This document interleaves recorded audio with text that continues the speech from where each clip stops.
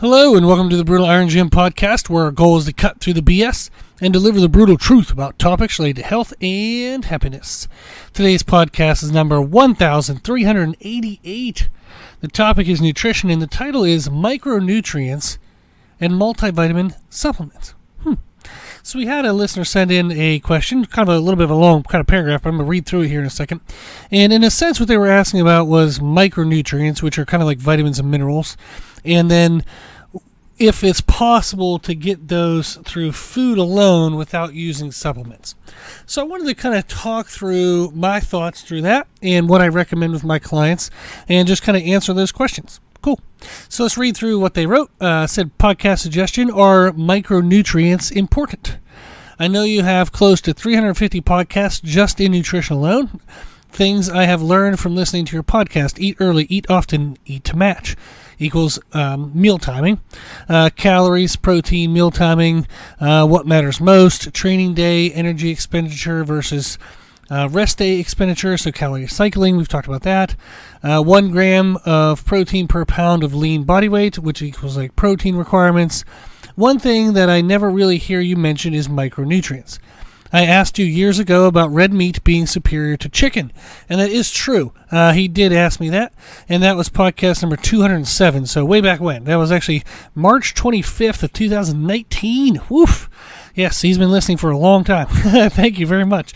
So that was podcast 207. It was a nutrition podcast titled, Is Red Meat Superior for Strength and Muscle Gains? So you can check that out if you want to listen to it. And then, spoiler alert, he continues, he said, you basically said no. I understand that chicken may be a better choice if you're looking for lower calories. I was referring to the micronutrient profile of steak versus chicken. I know the protein amount will be very similar, but let's talk micronutrients. Isn't it better to get your vitamins and minerals from whole food sources versus taking a multivitamin that may or may not actually have the vitamins and minerals listed? The supplement industry isn't regulated by the FDA at all and doesn't have to meet label claims. I eat whole eggs, steak, and a variety of fruits and vegetables in hopes that I'm actually eating my vitamins and minerals instead of relying on a supplement. Your thoughts? ? Then he wrote, side note, I have lost over 100 pounds, maintained my muscle mass and strength just by applying the things I've learned from listening to your podcast daily. I love sharing the podcast with as many people as possible because it has worked wonders in my life. Thank you very much. That's awesome. So I have touched base with this listener a couple of times and seen his journey. It's freaking awesome, exciting. I am very, very happy to hear from all the listeners who have used the podcast to make progress in their life and be able to make some big changes. It's really freaking motivating to continue to do this podcast every day. I do find an hour for it, even if it's at like 3 in the morning, but I find an hour for it to do it, and part of the motivation for that is from hearing from people and how much of a difference it has made. So I really do appreciate it. So thank you. Okay, so we want to kind of break this down. We want to get into this. And kind of the first thing I would kind of look to think of is defining what are micronutrients. So when we talk about micronutrients, what in the heck am I talking about? It's vitamins and minerals. And I'm going to try to just say this all stuff very quick, very plain. But we're talking about vitamins and minerals. Vitamins are kind of like organic substances produced by animals and plants. So we get those things from eating those things. And then minerals are inorganic elements from rocks, soil, water. We get them from the environment itself, like say sunlight helps us produce vitamin D, and then also from eating animals and plants that ate those things. So if a animal ate a rock and then we eat the animal, we get the minerals from it. So that's what micronutrients are, is vitamins and minerals. Now, are micronutrients important? Hell yeah. Yes. If we have deficiencies in different ways in different, areas, we can have health effects, so negative health effects. So yes, they absolutely are important. Now, I'll talk more here later on, but they're important. They're not the most important, or they're kind of a blend of what's also important. So they're not the thing you want to focus on only. Okay. So are micronutrients important? Yes. That's why I typically recommend a daily multivitamin, which a multivitamin supplement is kind of a misnomer because they usually also have minerals in them as well. So it's a multi-micronutrient supplement. But we traditionally call them multivitamins. It's just, I don't even know if this is outside of an America thing, but it's such an American thing to say. Like the first person who created it, they're like, oh, it's a multivitamin. Well, it has minerals in it too. Yeah. Are you going to change the name? No. Very American thing to do. So, multivitamin supplement, which does contain minerals, you can take that. I do recommend that. I take it myself. I have my wife, my mom take them. My dad doesn't listen to me, but my mom and my wife do. So they'll take those. My dad does, just to defend him in case he listens in on this one. He does take supplements, but I have everybody I care about take them because if specific deficiencies do occur, they can cause, issues, health issues. So we want to make sure we have them. Now, we have them taking them in, like meaning we're taking a supplement for them. Now, if I have a deficiency, I can absolutely increase foods related to that deficiency. That's a great idea. But I also would supplement that deficiency as well. So when we're looking at, should I get my micronutrients from whole foods or supplements? Whole foods are kind of the more natural, quote-unquote, bioavailable way to get micronutrients, but supplements can help because getting a full spectrum of micronutrients in their full doses from food alone is pretty damn tough. We're going to talk about that here in a second. It's very uncommon that people will be able to do it. So that's why the supplements are very helpful. Now, if you don't trust supplements, which is reasonable because there are some dishonest people in the world, if you don't trust supplements, I just want to kind of talk through that here in a second. First, it is true that supplements are not regulated by the FDA, so that is a risk, but it's not really a risk for large name brands. So if a company, the only thing they do is sell supplements, and they sell, $1 billion worth of supplements a year, and they've been around for a long time, probably a pretty damn good company. So the larger the company, the more recognizable the name, the less likely it is to be kind of mislabeled or not have the appropriate amounts. Now, you can get, companies can choose to get certifications if they want to. So even though the FDA doesn't require them, a company can do that themselves, and then that kind of makes them more trustworthy because these certifications and whatnot, they're all independent companies. So the company, if I have supplement company Brutal Iron Gym, I don't also own the company that's going to certify the Brutal Iron Gym supplements. If I did, that'd be a pretty damn good racket. But these companies don't. So there's a couple of certifications that you'll see relatively common. There's one called NSF as certification. It's the International Dietary Supplement Certification. There's USP, which is U.S. Pharmacopoeia Dietary Supplement Verification Program. And then you'll also see some that are labeled UL certified and GMP certified. So what those certifications look at are the operations for how the supplement is made. So not only the supplement itself, but they go and look at the actual way in which the supplement is made in the kind of company's building, in the manufacturing plant. They also look at the microbiological quality assessment. So are they giving you a variation of the supplements actually bioavailable? Can our body actually break it down and use it? They even look at kind of dosage amounts. They test for contaminants. They check to see if the expiration dating is correct. So there's a lot of in the label honesty. Are they actually being truthful in the way they say they're trying to market the supplement? So if you see a company, a supplement that has any of those certifications, now again I'll go through them, is a UL certified, GMP certified, USP certified, and NSF certified. So if it has any of those letters on it, it's a pretty good supplement. Now, two companies that I use very often is Now Foods, N-O-W. I use, my wife uses Now Eve, which is their female multivitamin. I've used Now Adam, which is the male multivitamin in the past. Right now I use a supplement from Universal Nutrition, which is called their Animal Pack, P-A-K. I use that because it's a powder. It's just easier for me to take than a bunch of pills. I also use their Flex, which is a joint supplement. And both Now and Universal Nutrition have the UL certified and the GMP certification. So they've been tested out the wazoo from independent companies. So they've been verified. Everything's legit.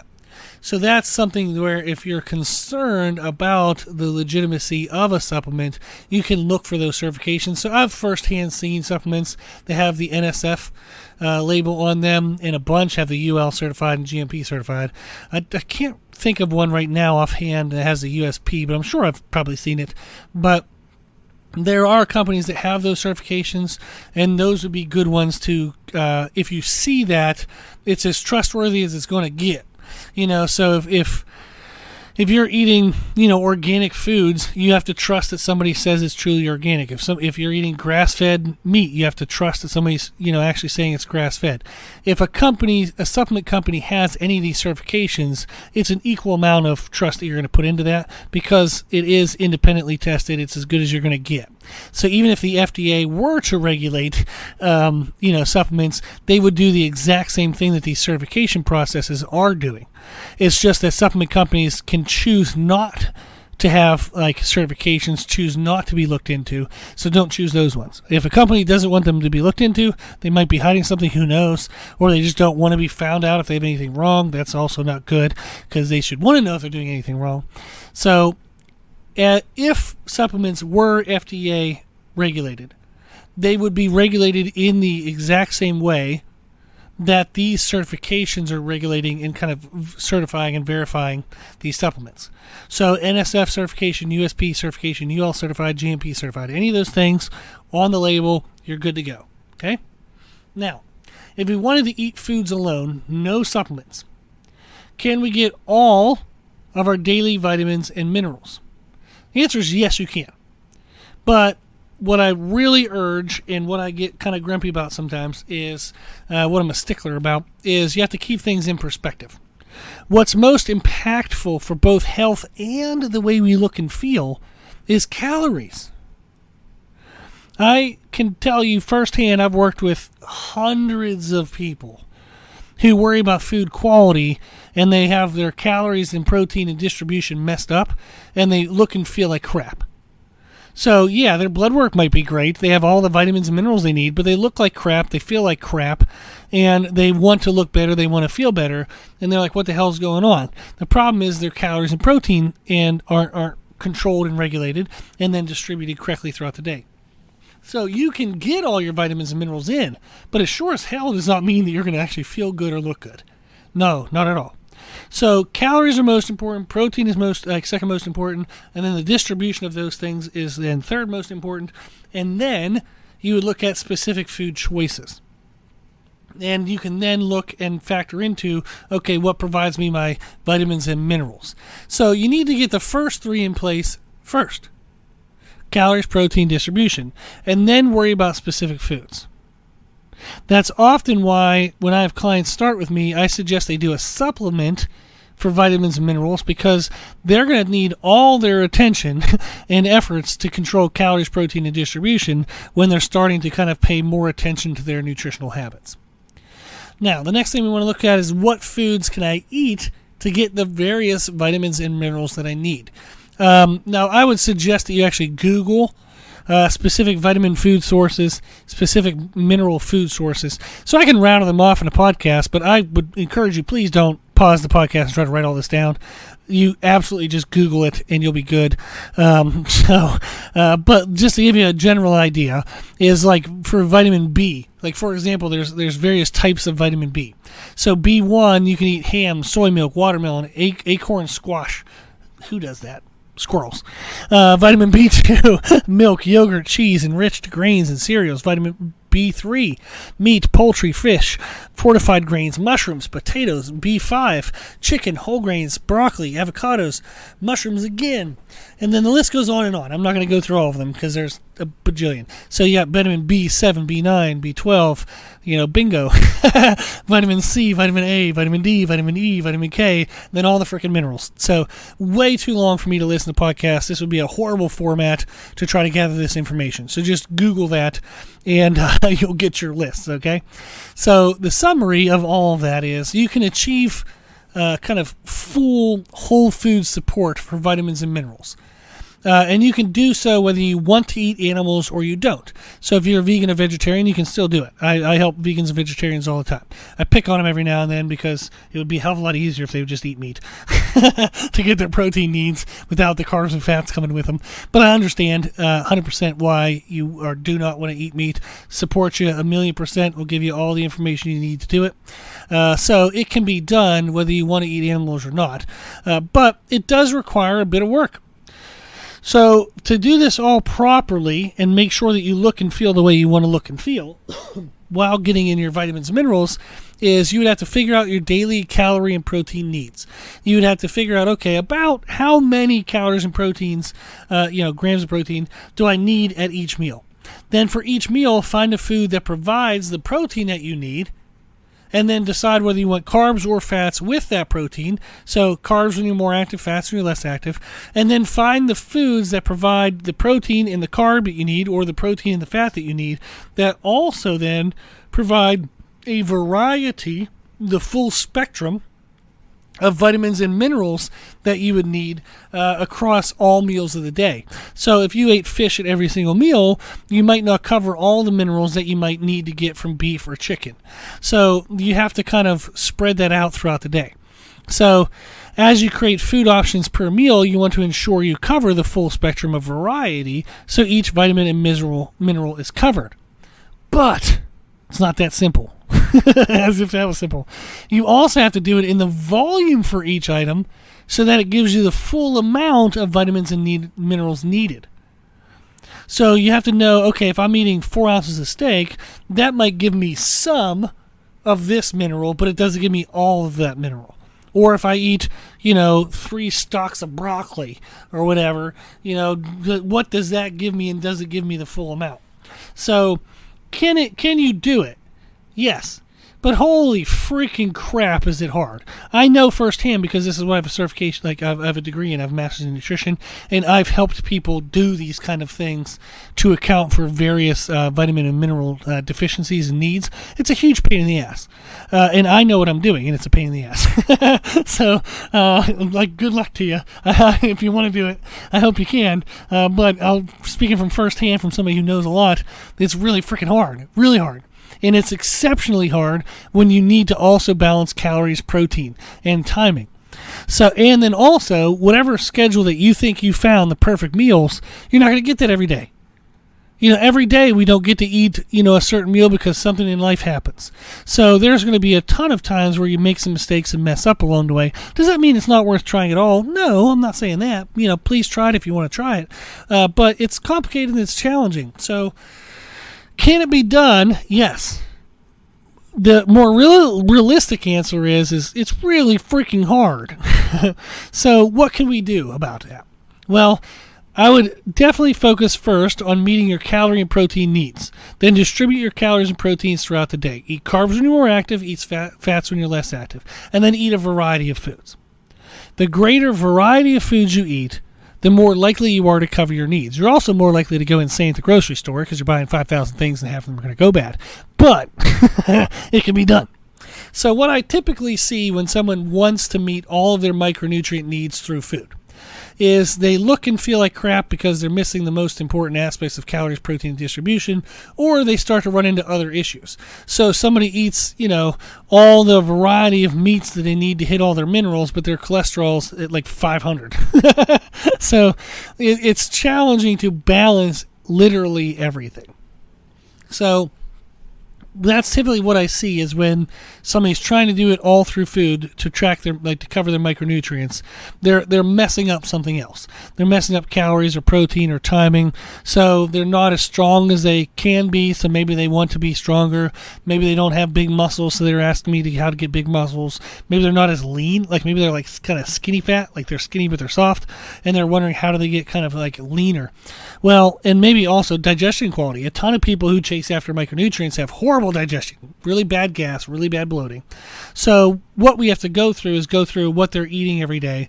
And I have to say, okay, well, it looks like you're high in calories here, low in calories there. You're high in protein here, low in protein there. And then we need to distribute this out a little bit differently.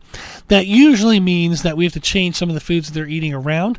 And it might mean that we're running the risk of being under fed in one or more of the vitamins or minerals. So then we just get a supplement to cover that. And again, we get a supplement that would have those certifications of the NSF, USP, UL, GMP, all those like 5,000 letters. That's typically what we have to go through.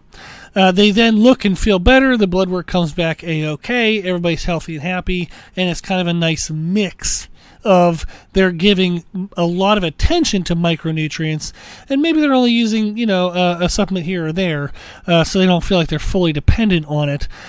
But it's typically what we tend to see, is that if you're trying to control calories, protein, timing, you're eating a variety of food, but you also have a crazy life schedule, but you also want to be strong, bigger muscles, and be leaner. There's 40,000 things to balance, so supplements do help. So making small choices, when you can, like steak over chicken. That's a great idea. It does have more like mineral content.